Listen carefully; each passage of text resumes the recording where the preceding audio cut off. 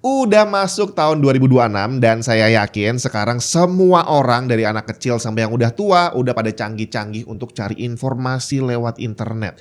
Tapi sekarang masalahnya adalah seberapa canggih kamu bisa memfilter berita yang benar dan yang tidak benar.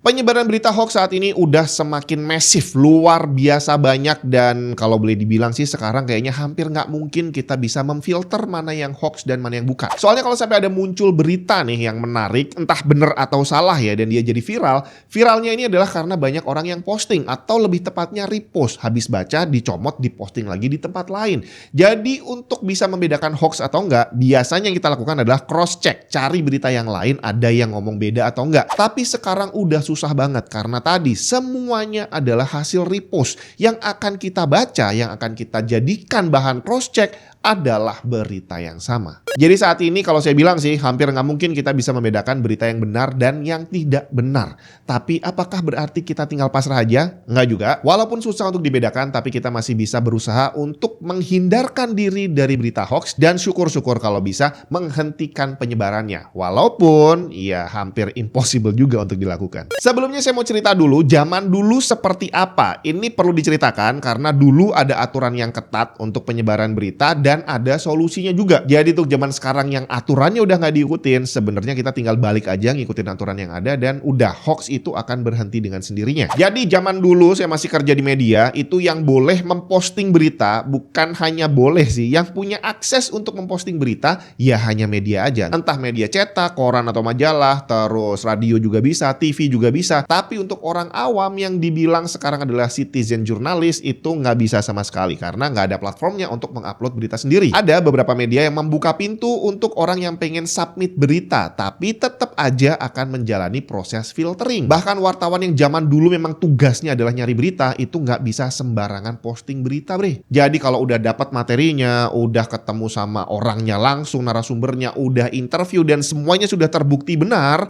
ini tetap harus menjalani proses filtering lagi. Jadi harus ada yang approve. Oke, ini boleh naik, ini nggak boleh, ini bahasa lu terlalu kasar dan sejenisnya. Dan saat itu karena yang boleh membuat berita adalah orang-orang profesional, memang pekerjaannya dia cari duitnya dengan bikin berita, memalsukan berita adalah hal yang sangat tabu. Karena kalau sampai ketahuan, dampaknya bisa membunuh karir coy. Tapi sekarang zamannya udah berubah. Semua orang udah bisa disebut sebagai citizen jurnalis. Yang jadi masalah adalah nggak ada filtering. Semua bisa upload, semua bisa bikin berita, semua bisa bikin apapun yang mereka mau. Bener atau salahnya, nggak ada yang tanggung jawab. Asal pegang kamera, ngerekam sesuatu, wah ini orang bangsat nih, langsung diupload, jadi viral. Padahal belum tentu kejadiannya seperti yang dia rekam. Kencang, cakep, kelihatan gede, tapi siap masuk casing SFF. Asus Prime GeForce RTX 5070 12GB GDDR7 OC Edition. Menggunakan desain 3 fan dengan tebal hanya 2,5 slot, tapi bukan berarti panas. Menggunakan teknologi Axial Tech Fan untuk meningkatkan airflow serta phase change GPU thermal pad untuk pembuangan panas yang lebih optimal. Buat yang hobi PC silent, bisa juga di switch ke mode silent dengan fitur dual BIOS-nya. Selengkapnya cek link di bawah.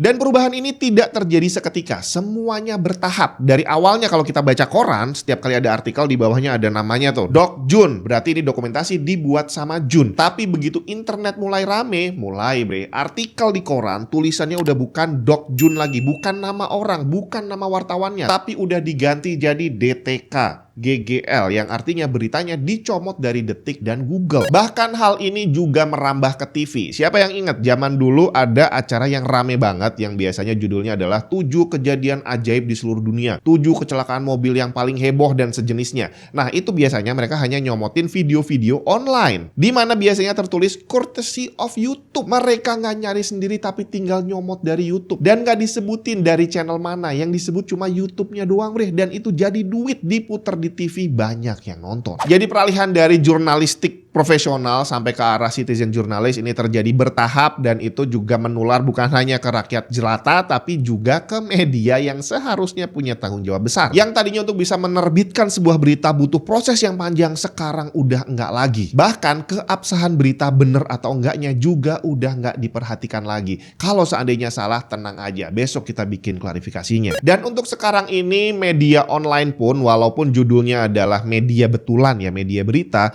itu ya ketularan menjadi citizen jurnalis juga. Karena mereka beritanya juga itu-itu aja, nyomot dari beritanya orang juga. Dan ya kejar-kejaran target sih ya, satu hari harus bisa upload berapa berita, besoknya juga harus upload banyak-banyak lagi. Sampai akhirnya setiap hari yang muncul beritanya sama-sama terus. Dan yang parahnya lagi, kita udah nggak bisa membedakan mana yang hoax dan mana yang bukan. Nah, itu sejarah singkatnya. Dari yang awalnya hoax itu hampir nggak ada karena kontrolnya benar-benar ketat, sekarang udah nggak bisa karena nggak ada kontrol sama sekali. Jadi untuk kita bisa tahu berita ini benar atau nggak, udah nggak mungkin, Bre. Karena nanti begitu ada berita keluar, besoknya keluar klarifikasi, oh berarti kemarin nggak bener dong. Besoknya keluar klarifikasi lagi, yang pengklarifikasi berita klarifikasi juga. Jadi akhirnya oke, ini mau gimana? Ya udah kita cuma lihat aja dan nggak bisa berkomentar apapun karena nggak jelas mana yang bener dan mana yang salah. Terus gimana mengatasinya? Kita kembali lagi ke zaman dulu saat masih ada aturan. Waktu itu ada satu aturan yang tidak tertulis atau mungkin tertulis tapi saya lupa tertulisnya di mana. Jadi dulu saya sebagai pekerja media diwanti-wanti betul bahwa jangan percaya apapun yang kamu lihat di kamera. Walaupun tujuannya adalah pemberitaan, tapi yang namanya tampil di depan kamera tetap ada imbalan finansialnya. Apalagi kalau isinya bukan berita, melainkan hiburan. Udah jelas tujuannya adalah materi. Dan segala sesuatu yang ada imbalan materialnya, sebelum ditampilkan harus disetting dulu biar orang-orang suka dan banyak yang nonton. Dan sekali lagi, untuk zaman sekarang karena semua orang udah tahu dan anggapannya adalah kalau kita bikin konten bisa jadi kaya, akhirnya ya udah kejar-kejaran bikin konten, masalah kualitas belakangan, masalah bener atau enggaknya juga belakangan. Yang penting viral dulu. Satu konten yang jadi viral itu berarti dari dia pertama kali diupload langsung di-re-upload lagi sama orang, di-repost lagi sampai akhirnya tersebar kemana-mana seperti virus. Makanya namanya viral karena kayak virus. Cross check di Google, cross check di media berita lain itu udah nggak bisa dilakukan karena tadi semuanya adalah hasil repost. Jadi yang bisa kita lakukan sekarang adalah jangan percaya apapun yang kita lihat di kamera, atau berarti sekarang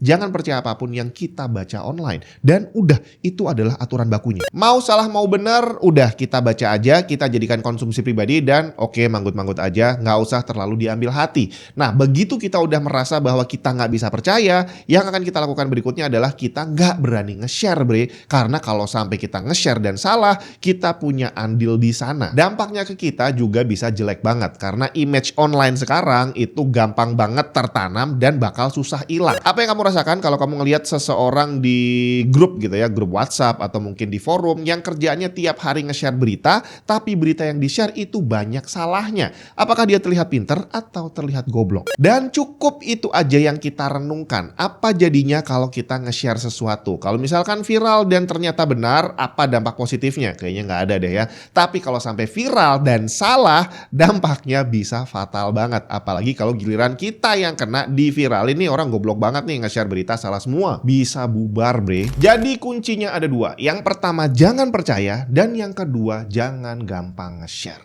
Nah sekarang silahkan share video ini biar semua orang tahu.